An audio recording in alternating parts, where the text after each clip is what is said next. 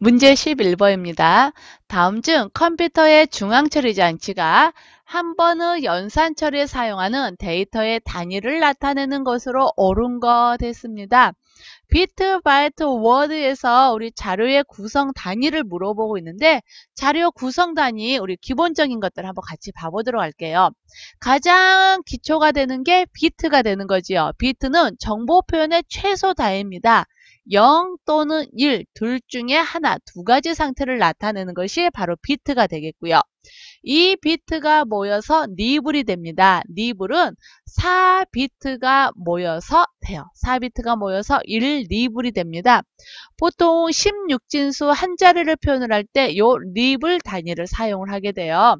그 다음 니블이 모이면 바이트, 즉 2니블이 모이면 1바이트가 되는데 이 니블이니까 보통 이 니블이라 하지 않고 뭐라고 해요? 그치요. 8비트라고 이야기를 하는 거지요.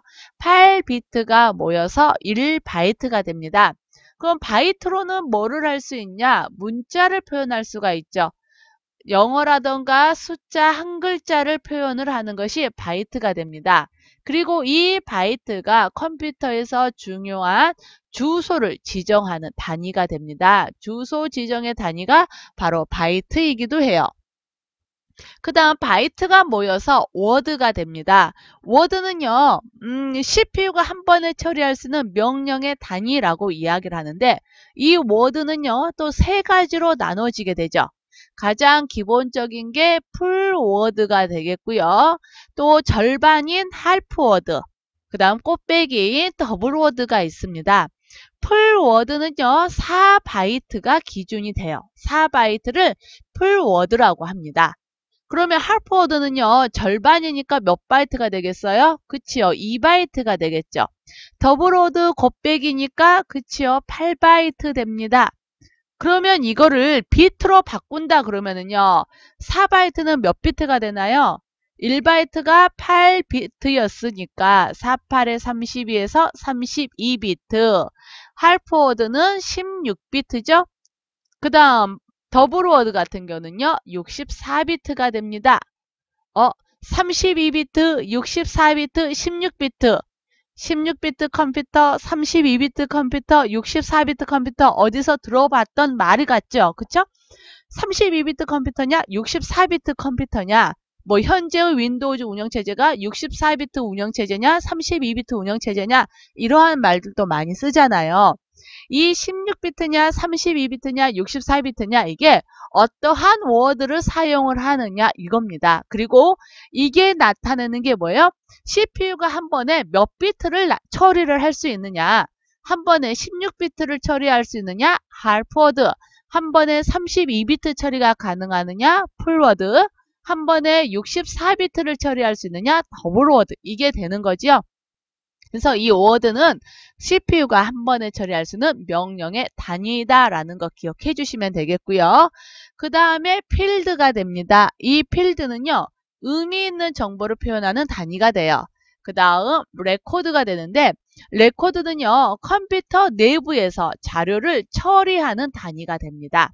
자료를 처리하는 단위가 레코드가 되겠고요. 이 레코드가 여러 개 모여서 블록이 됩니다. 이 블록을 다른 말로 물리 레코드라고도 이야기를 해요. 물리 레코드. 그러면 레코드는요, 다른 말로 그치요, 논리 레코드라고도 하겠지요. 논리 레코드가 여러 개 묶여서 하나의 물리 레코드를 구성을 하게 됩니다. 이 물리 레코드, 즉 블록이라는 거는요, 컴퓨터에서 자료를 입출력하는 단위가 돼요. 왜 입출력하는 단위와 자료를 처리하는 단위가 다를까요? 그 이유는 왜 그래요? 처리 속도의 차이 때문에 그러지요. 입출력 장치는 처리 속도가 굉장히 느립니다. CPU는 처리 속도가 굉장히 빨라요. 그러니까 어떡하냐?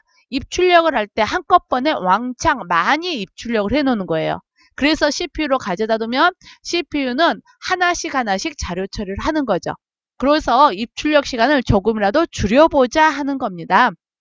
그래서 이 블록은 입출력의 단위고 블록 단위가 훨씬 더 큰 단위가 된다라는 것도 기억을 해주시면 되겠고요. 블록이 모이고 모이면 파일이 됩니다. 파일은 프로그램을 구성하는 단위가 되는 거죠. 파일 여러 개가 모여서 하나의 프로그램이 되는 겁니다.